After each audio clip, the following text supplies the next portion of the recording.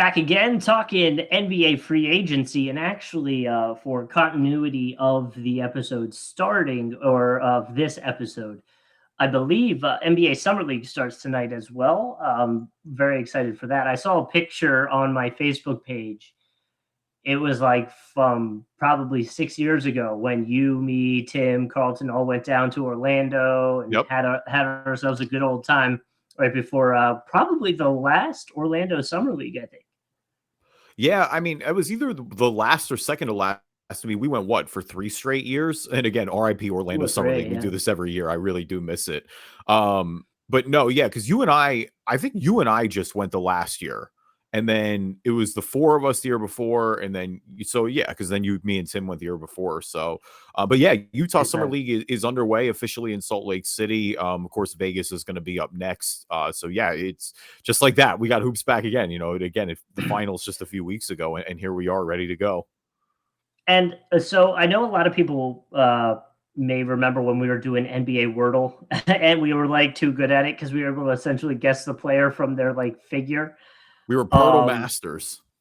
It was weird, man. But there's a new one out that people are doing. It's called like Immaculate Grid, and it's like it'll be like a square, right? And it'll be like a team at the top and a team at the bottom, and you have to like find the player that matches in each. I saw an NFL version of it.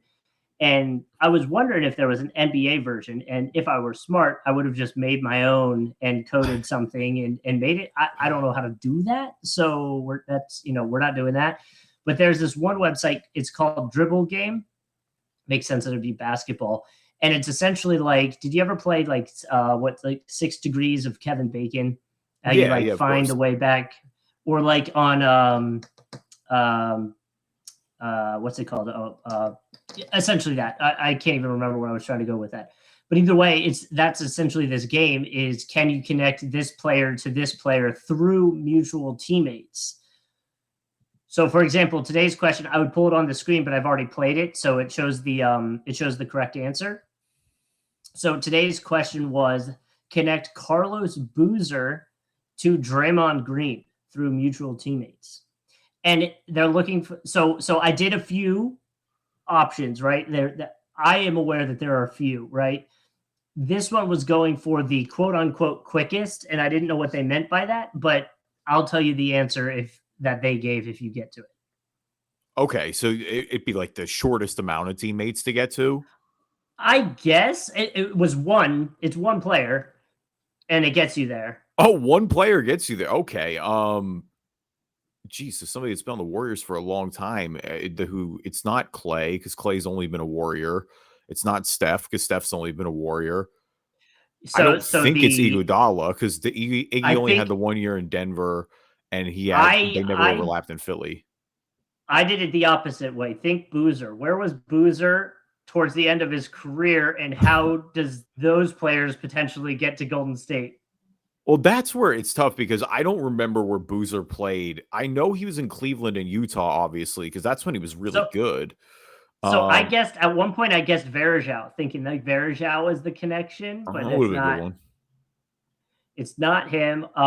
Who else did I guess? I guessed D'Angelo Russell, also not the right answer. Is it Andrew Bogut? It is not Andrew Bogut. So there was for a while there, I was like, it's got to be a big man. Who was the big man on the Warriors? Like, I couldn't remember Bogut's name. So Boozer was at the Lakers towards the end of his career, so that might point you in the right direction. Oh God, and Russell, 14-15 season, I believe he was there. But Russell was not the correct answer. But one of Russell's teammates at the Lakers was the correct answer. Wait, Russell. Wait, who did you get? D'Angelo Russell. Russell was not the right answer. Oh, my bad. I was thinking back to Bogut still. I was like, wait, how do we get to D'Lo again? Okay, so hang on. He was on the Lakers in 14 and 15. Boozer was, and it's somebody that's on the Warriors. I know Livingston wasn't a Laker. I don't believe is it Zaza Pachulia? It's not. So the answer, I was really confident about that one. They claim it's Nick Young. But I don't ever remember him being there. Nick Young was on the Warriors for sure. Was he? Okay, I didn't remember that part of it. And I was like, Nick Young was on the Warriors, but that's the connection. Yeah, I do remember Nick Young being on the Warriors. It's again because he had so many different teams. It's one of those tough ones, but yeah, that does make sense. I mean, he was a Laker around that time towards the end of Kobe's run. Yeah, Boozer, that would have been hard pressed for me with Boozer just because I honestly forget where he went everywhere after Utah. But no, that's fun. I like that game genuinely. I'm down to play this more. I was even thinking like, okay, Joakim Noah, where did he end up going? Like I was, because didn't he was on the Grizzlies at one point, so I was like, oh, maybe Grizzlies. There was a player on the Grizzlies that then connects back to, Boozer and the Warriors somehow. But yeah, so they that's the game. It's called Dribble Game, and it keeps track of your stats just like Wordle and all that stuff. So anybody wants that, just hit me up on social media. We can do that and go from there. But that was a super distracting way to get us into free agency. And right now, who knows how quick this episode is probably going to be useless, because the big talk right now is James Harden and Damian Lillard. And I feel like the two are kind of tied based on where everything ends up, because I feel like once one happens, the other is going to happen, or vice versa. Now, Dame obviously asked for a trade, and the fan base getting mad at him is absolutely absurd. Like, I can't even, like, that's just like, come on. Like, if anything, get mad at the team and the organization, because you had 11 years of Dame and he was so loyal to you guys. But he's asked to go to Miami. Miami's offered packages that apparently are not what they want, or it would have already been done at this point. So everyone's pointing to the 76ers as the obvious team that has the quote unquote best fit for Dame, because Dame and Joel Embiid together would be a phenomenal situation. I was watching ESPN this morning, and Wendy was talking about how if the 76ers were willing to budge on Tyrese Maxey, the deal would already be done. But they're not willing to move on Tyrese Maxey. They're saying, no, he's untouchable. So here we are, where we can debate that move or not move, I guess, from the 76ers side of things as well. And then apparently Wendy also said the Utah Jazz are involved because they can offer the best package for Dame. I guess the first thought is, for the 76ers and for the Utah Jazz, Dame didn't say he wanted to come to you guys. So I'm a little concerned about that part, and it being awkward, or you get a disgruntled Damian Lillard. And we haven't seen him do anything that would show it being bad in the past, but you never know. Yeah, I mean, that's the thing with Damian Lillard is, there's so many different angles, so I don't know where to attack this, because at first, you're right about Utah and Philly in the sense that I think they could maybe build better packages. Philly's is tough, though, because I think after Tyrese Maxey, I don't know that you 100% have a better offer than these other teams do. Like, yeah, you can say Maxey's the best player in a vacuum, which, oh, by the way, does Maxey even fit with what Portland's trying to do right now? Like, you just drafted Scoot Henderson. You put a lot of money into Anthony Simons. Like, I think you take the talent and you make it work, but, like, that is not necessarily a position of need either. So the argument I was seeing between Wendy and Perk, at least on ESPN, was Perk said, why wouldn't the Celtics be all over this? Offer Jaylen Brown. Well, Jaylen Brown's on an expiring contract that he controls. So from a player aspect, you're like, bro, we can't, like, as a team, you're not going to risk him not coming back. Like, if you don't have that control. And then if the Celtics were to sign him, they'd have to keep him for a year before they could do anything. Whereas Maxey's on that, this is the last year of it, but they have the team option. So, like, from like the Maxey side of point is like, the team controls the future. So even Maxey's contract is more juicy than like a Jaylen Brown from like the Celtics, if that were to be the way that things got involved.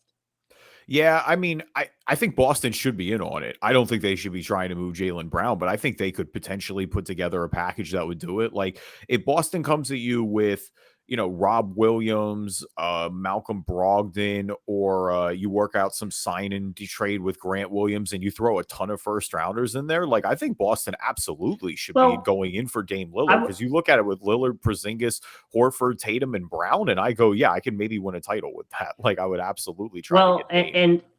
And I agree, but from Portland's standpoint, like those first rounders are going to be towards the back end. So, like, how much does that do anything for you? They got a lot of them, though.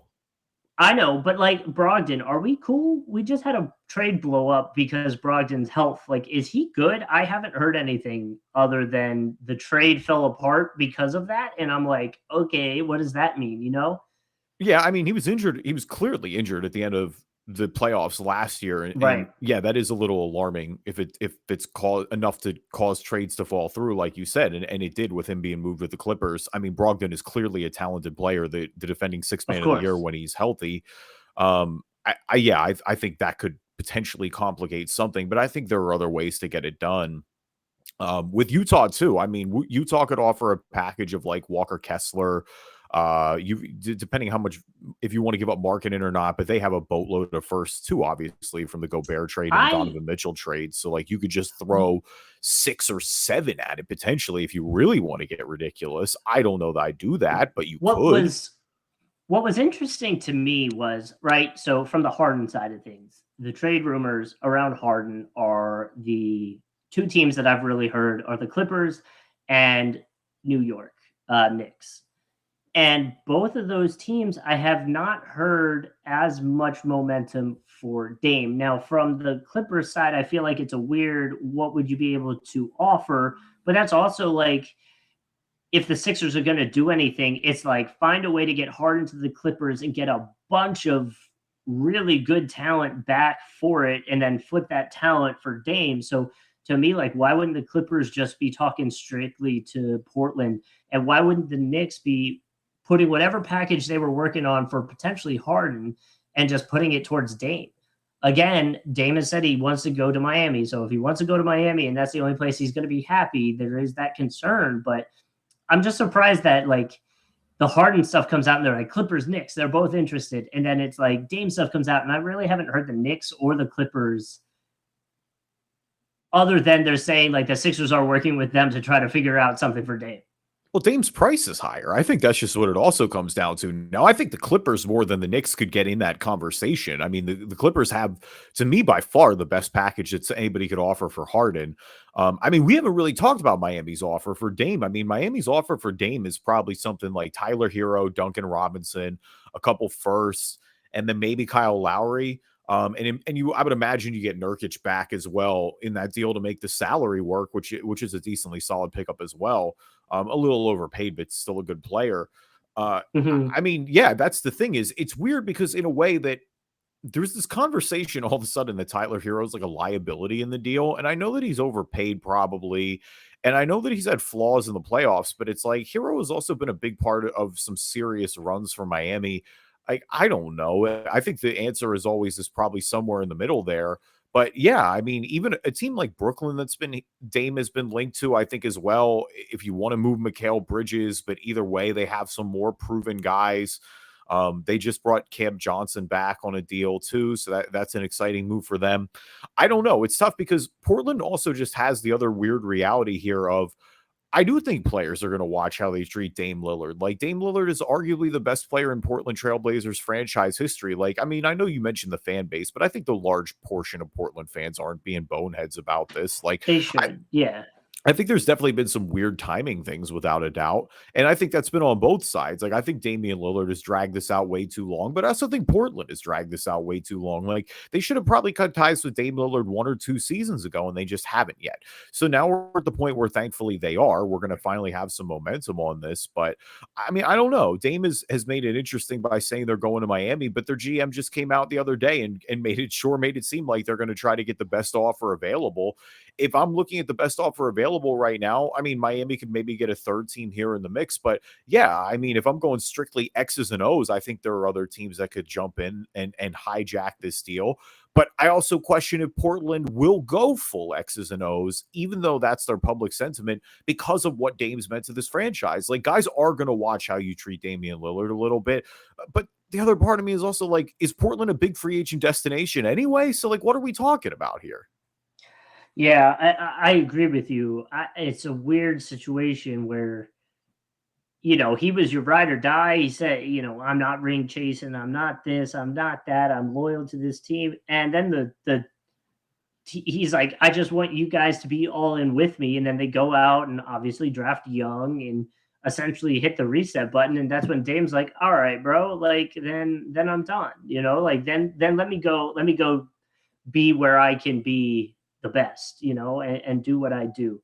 And honestly, I think the best chance Dame going to a team and winning a ring, maybe it's a little biased, but I really do feel like it's the 76ers. I mean, Jimmy and Dame would be huge with Bam if you could make that work. Like, again, the argument would be they went farther than the 76ers did last year. I just feel like Embiid and Dame together fit so good. And then if you can keep a Maxey or however you do that, like it's like I want that so bad. They just won't. That's the problem. Right. They won't. They won't be able to keep any depth, and they won't be able to keep Maxey. And so at that point, it's like you've got a great top two, but you have to fill out the rest of the roster. Like, that's not going to be enough. And I think where Miami, they're hit. Like, they've lost a lot of depth too with other guys leaving and Max Strus and with Gabe Vincent going to the Lakers. But oh man, I mean, I look at that trio of Bam and Jimmy and Dame, and I just go, that's way more ready to win right now than Philly is.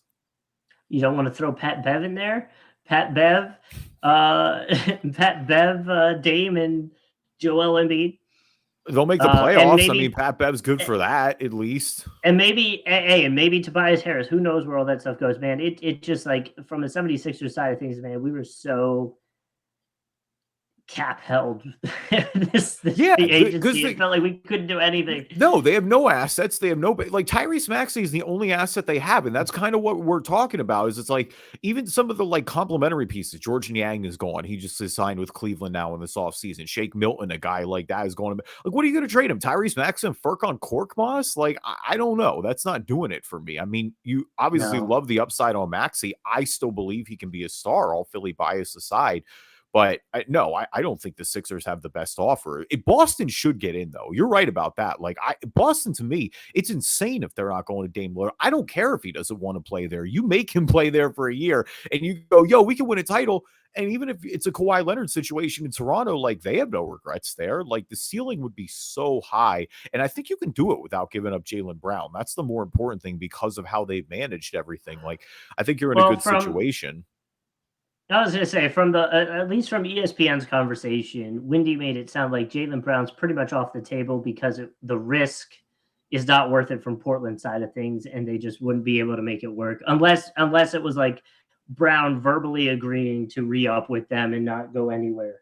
But either way, like it does feel like when one of these two dominoes falls, the other one's going to immediately follow, and we'll know what's going on. And it will either make me super excited for next NBA season, or I am going to be very disappointed for next NBA season and be very convinced we are losing Joel Embiid. Oh, I already think they are. I mean, I think the best case scenario, because Harden is, I mean, Harden leaving is not the end of the world for me. I think the best case scenario for the Sixers in the Harden trade is they trade him to the Clippers and they get that depth back, right? Like, if you get Covington, Batum, and like who was the third one? Covington, Batum, and like a Marcus Morris and a pick is probably what it's going to end up being like. I think if you threw in PJ Tucker, mind you, I don't want to throw in PJ Tucker, but I think if you threw in PJ Tucker, you might be able to pry Terrence Mann. That makes it a little intriguing too, just because I think Terrence Mann is a really good young player. I think that's the ideal pickup for the Sixers. I mean, if there's a way you can keep Tucker and get those guys for Harden straight up, I think you have to be ecstatic about it. There's a way to make the money work if you throw Tobias Harrison too. If the Clippers are willing to move Paul George, I just think every indication there is that they're not going to. Like, they kind of put those rumors out right away, or put the smoke around those rumors out right away. They want to make an all-team injury team, all team that's only going to play 40 games a season team.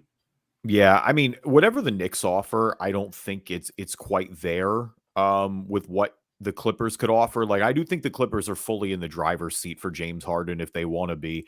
And I Sure. think the Clippers have the assets to do it. I think they could get in on a Dame deal too, but I still think when all said and done, Dame is going to go to Miami. And at that point, the Clippers probably pivot and this Harden deal gets done. And that's hopefully, again, best case scenario for the Sixers next year to me is that Maxey takes another leap. You've got Embiid, and you just have more depth than you have, and you just have the complementary pieces there to maybe go on another run again.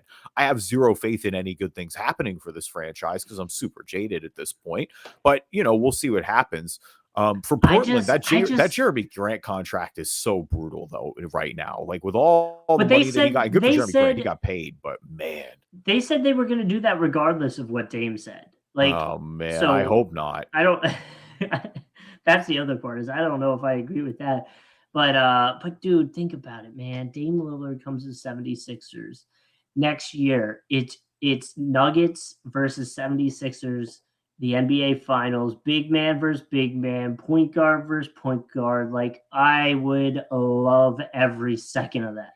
Yeah, I'm just gonna snap you back into reality because none of that's gonna happen. I hate to disappoint, but like that'll be like when I go to sleep, I'll think about that tonight. But there's just no planet where that's gonna happen. Justin, Jeremy Grant got 5 years, $160 million. Not only does that contract stink with them blowing it up, you can't even trade it for a little bit because who on earth is taking that for 4 years? That really right there should be the epitome and tell you all you need to know about the front office in Portland and really why they essentially squandered Dame's beginning of his career and their chance at winning with him. Yeah, that's a brutal contract. We'll get into the rest of these free agency or a couple more of these free agency deals in a little bit. Welcome everybody to the Drive and Dish NBA podcast. My name is Kevin Rafuse. Joining me as always, my co-host Justin Kuzart.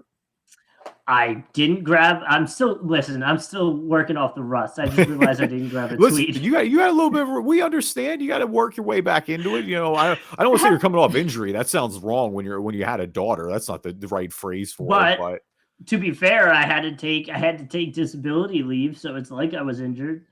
So I mean, when you're sleeping 4 hours a night, it essentially is a disability at that point. So I mean, you say tomato, some say tomato.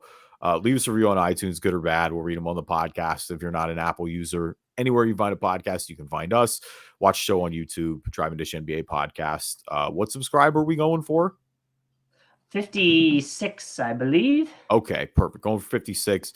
So again, not a great number for that NBA wise retired jerseys, but find the podcast in video form there. And now a word from our sponsors. So we do have a few other ones, trades from the free agency that we wanted to hit on for this short episode.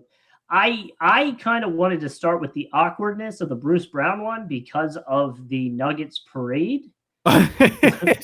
Mike Brown was feeling himself, but we all knew what was going. Bruce Brown was like, listen, I'm getting the bag this summer rightfully, and he got the bag. $45 million 2 years from Indiana. And I was Denver. Right. And they were saying that, Brown's a huge piece for the Pacers. Their ranking defensively was 26. Brown obviously feels a big part of that problem. I was reading the numbers of what the Nuggets would have been able to try to offer him, and it's just nowhere close. So shout out to Brown for getting the bag on that one. And yeah, I mean, it's just everyone was posting that clip from the parade where it's like, oh, well, okay, never mind. We all kind of knew what it was. And I think even Bruce smiled. And look, I mean, great times in Denver. Obviously, they have a ring to show for it. Bruce Brown got his money now. I think for the Nuggets in the short term, it probably means more Christian Brown minutes next year. And that's not even the worst thing in the world. Like, he clearly showed he was ready for it in his rookie year. So, I mean, he's more than deserved of the increased minutes. I think that they'll be missed, of course, in Denver, but I think that's a win-win for everybody. I mean, I'm just going to really hop around quick. There's not really a specific order I'm going to do this in. Some of these will be more team oriented than others. Like for the Lakers, I know, for example, in a sec, I'm going to talk about their moves kind of in a group. Same with the Bucks, but I do want to start with Kyrie Irving going back to Dallas, 3 years, $126 million. I mean, for obviously that makes the swing for last year a whole lot better when you're able to retain him. Like, that was the worries. You gave up all that for nothing. The question is going to be, how do they fill out the roster? Like, they know they've got two great players in Luka and Kyrie. Last year, they had no defense. They had no depth because they traded everybody. And now they're going to have a lot to do roster wise. And that's going to kind of be the big question. You see if anything else gets shaken up. Besides Kyrie, I mean, they did bring Dwight Powell back on a 3-year deal. They brought in Seth Curry on a 2-year deal. So, we'll see what the rest of that roster looks like. But I mean, obviously in the short term, they swung on Kyrie. So that's huge for them to bring him back. Well, and it's less than what Fred VanVleet got for, Houston. And it really, from everything I was reading, it was really the best move for the Mavs. Obviously, like you said, the big package that they gave up to get him anyway, but also like for everybody involved, it just kind of makes sense for him to come back and them try to figure it out. It might be some tough growing pains, but it's 2 star players in the NBA. Like, I have faith that'll get worked out. Yeah, how about Houston spending? I mean, 1-year deal for Jeff Green. You got 4 years, $32 million for Jock Landale. You've got, of course, Dillon Brooks, 4 years, $80 million, and Fred VanVleet, 3 years, $128 million, getting the bag. I was laughing because someone posted the Houston Rockets finals odds before and after they did all the signing, and didn't change. Oh, that's brutal. I mean, dang. I don't think they're going to win the finals, but that's pretty brutal. I mean, the thing is, because they're so young, I guess you can afford to splash money in a lot of places. And they bring in these vets because, I mean, clearly they need that. But they've got a lot of young talent on that roster, and Jalen Green. Sure. Jabari Smith had a rough rookie year, but you hope he takes a step. Kevin Porter Jr. is on that roster. Obviously, Amen Thompson is in there now, too, with the number 4 pick. So, you bring in some vets to mentor these guys. Fred's obviously a champion in his DNA, a lot of success there in Toronto. It was just jaw-dropping. I mean, again, 4 years for $80 million for Dillon Brooks too is a lot of money. But I think that's a good place to rehab a little bit. And I think Dillon Brooks is still look, I know he made a clown of himself for the last playoff run, but the talk of him being bounced out of the league was always a ridiculous concept. But yeah, Houston spent a lot of money on VanVleet and Brooks. I do like the Jock Landale signing. I was surprised Phoenix let him go. I thought for sure they would try to keep him. But that's a good pickup. Again, I love Jeff Green. Just I think what he brings to a locker room is even beyond the X's and O's of just playing basketball. But yeah, I mean, Houston is look, they're not going to maybe make the playoffs this year, but they're definitely trying to bring in some stability and bring in those winning habits, which is a good thing to do because that was last year. They were just a mess. They were all over the place. Yeah, I agree, and so we'll see where it ends up, but big splashes and big swings, so we'll see if it pays off at the end. Yeah, and I mean some of these moves are just more consistency. So we're just gonna kind of hit them quick because they were obvious. Memphis giving Desmond Bane the max.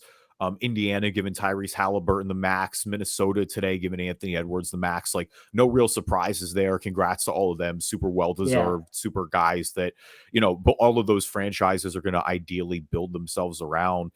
Consistency has kind of been the name of the game in free agency, right? Like the Warriors bring Dre back for 4 years, $100 million. Dre gets his final big payday.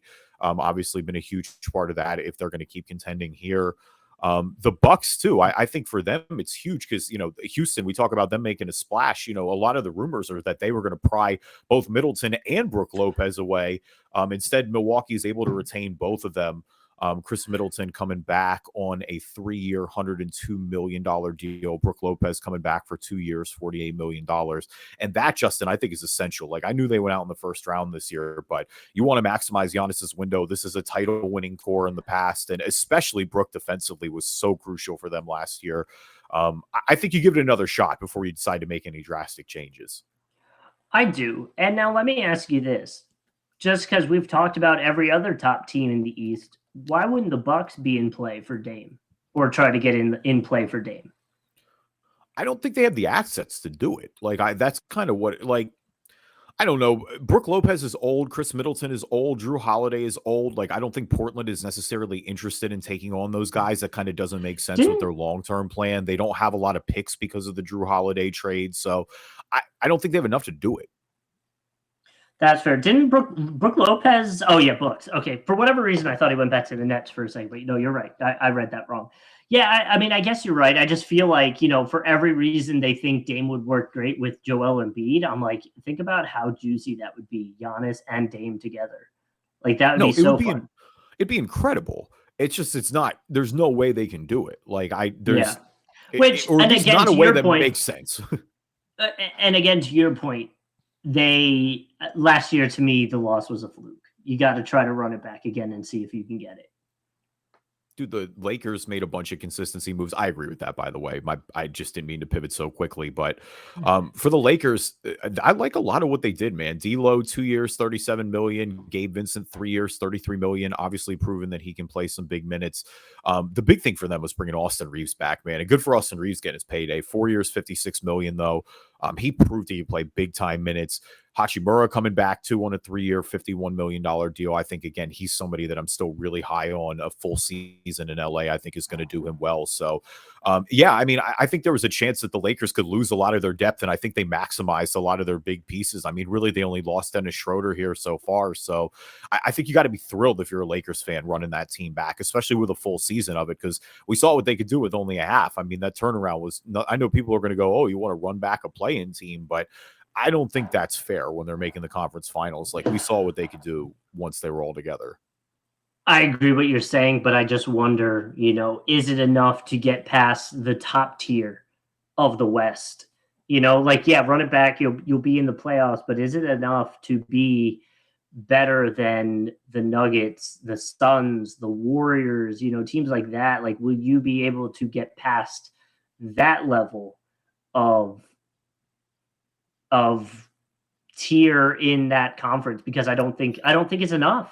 I mean, I think you counter that you got past everybody except Denver last year already. I know the Warriors have made additions, and I know the Suns have obviously made the biggest addition in Bradley Beal, but I think you still feel good about this roster. Like, I don't think Denver is some bulletproof super team, as great as they are. And I do think Denver obviously is a good shot of repeating next year, but I don't think they're invincible. And I still think, again, the Lakers maintain their flexibility as well, which I think is super important. The one consistency signing that did surprise me a little bit was Kuzma. Kuzma going back to Washington, 4 years, 102 million. And I don't even hate this signing because I think Washington, because they've done the smart thing and blown up the rest of their roster, it's kind of one of these things where you're paying Jordan Poole, you can afford to pay Kuzma for a few years, plus he's still good. So even even as they go under, he's not going to be the make or break with whether you tank or not. I just was surprised. I thought Kuzma was going to go try to play for a contender again. And he really locked in and said, I'm dedicated to Washington. So, good for him. He got a payday. It seemed like they were willing to let him go when they were letting Beal and Porzingis go. But I have no problem with them bringing him back. And I think he probably got market value. Again, I just was surprised when I saw that contract. Yeah, I was laughing. I think it was NBA TV had Draymond Green do like a blind team filter creating thing. And one of the teams it landed on was the Wizards. And he was like, who is even on that team? And I was like, oh. And he goes, oh, Kuzma's on that. I'm taking him. And I was like, oh, no. Not again. But it's not wrong. It's like, there's a lot of like, I mean, it's not good times for the Wizards. And so shout out to Kuz for getting his money, but not good times there. I mean, they're going to be bad, but it feels like they have a direction. So at least that's good. Sure. I'm not going to go super in depth, but Jakob Poeltl got a 4-year, $80 million deal from the Raptors. That's good. They gave up a first rounder for him last year. Herb Jones got a 4-year extension with the Pels, $56 million. The one team I want to mention before we get out of here and wrap this episode up, just because they made a flurry of moves so far, is the Cavs. Going out and get Max Strus in the sign and trade with Miami, 4 years, $63 million. They brought Karis LeVert back on a 2-year deal, $32 million, and they brought in George Niang from Philly, 3 years, $26 million. I mean, really, to me, I need to see their bigs play better in the playoffs next year. Like, that's my key of what the Cavs can do better. LeVert, a little disappointing too, but I think they got him back on a really fair contract, so I still like the upside there. The Strus thing is a little more where I'm like, man, that's a lot of money for Max Strus. And it always is the test of, are these Miami guys good elsewhere? So we'll see if he's able to do that. But on paper, I don't hate the moves the Cavs have made so far. And more importantly, they've kept their key guys. Like, I didn't want to see them panic trade Garland or anything, Yeah, and that's what I was trying to see, you know, like their 3-point shooting, but my phone's frozen, so we won't be able to pull up the exact stat. But you know, like the Cavs were, I guess their exit to the Knicks, like you'd say, it's a little bit disappointing. I think, you know, they were the favorite one in that one. So like I think this does give them that extra push to take him to the next tier of playoff team in the East. And we'll see, you know, if it pays off, if like you said, the bigs play better, if the shooting is a little better, and we'll see if it was worth it. Yeah, you want to see them win around next year and start to make some Yeah. noise in the playoffs. Like this year was colossally disappointing for them. I think losing the way they did to the Knicks. I mean, the Knicks came in and took their lunch money. Like there's no way around it.